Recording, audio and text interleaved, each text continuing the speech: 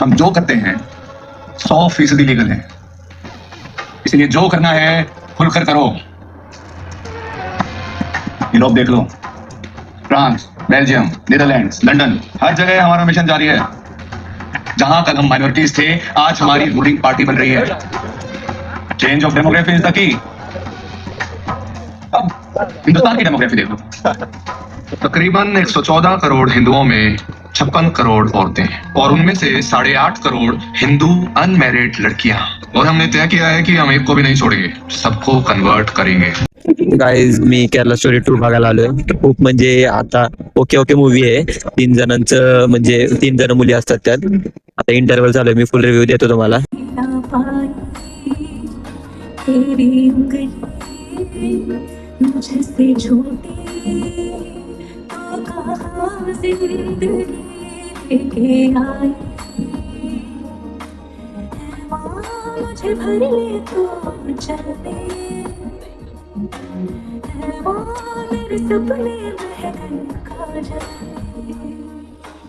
सुरेखा तुम्हें छोड़ने की बात कर रही है.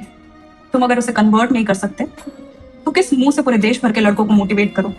उसे थोड़ा काबू में लाओ, वरना लोग इज्जत नहीं करेंगे तुम्हारी. गाईज मी केरला स्टोरी 2 बघून आलो.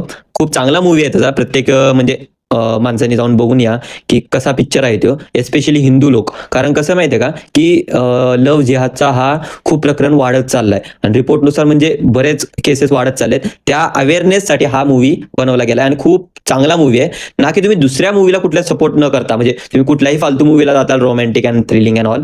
पण मला असं वाटतं की हा मूवी बघण्यासारखा खूप मोटिवेटिव्ह फिल्म आहे.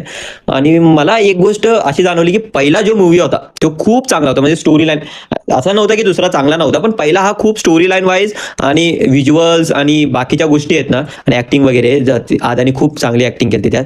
आणि त्यात खूप म्हणजे इमोशनल पण खूप गोष्टी होत्या आणि हॅम्परिंग पण. म्हणून मला या दुसऱ्या मूवीमध्ये पण चांगलं होतं की रिव्हेंज टाईप नव्हत्या या पोरी. ओके, पहिल्या मूवीमध्ये कसं रिव्हेंज होतं, त्या दुसऱ्या पिक्चरमध्ये रिव्हेंज नव्हतं, पण अवेअरनेस क्रिएट झाली की माणसाच्याच माणसात. आणि कसं भारतीय कानून आणि बाकीच्या गोष्टी किती अफेक्ट होऊन शेवटी त्यावर चार्ज घेऊ शकतं. आणि त्यात 3 मुली आहेत. ओके, जोधपूर, ग्वालियर आणि कोचीची, स्वतः केरलाची पण मुलगी आहे.